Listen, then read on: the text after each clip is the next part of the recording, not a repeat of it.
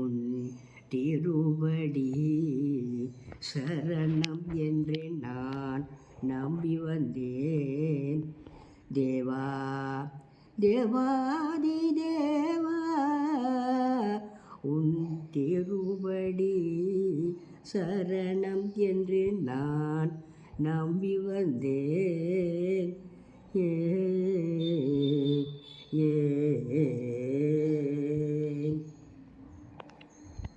அடுத்து வந்த என்னை தள்ளலாகாது,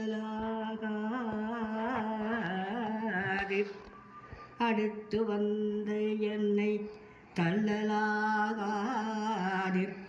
அரகரா என்று சொன்னாலும் போதாது, அடுத்து வந்த என்னை தள்ளலாகாது. அரகரா என்று சொன்னாலும் போதாது. எடுத்த மானிட ஜென்மம்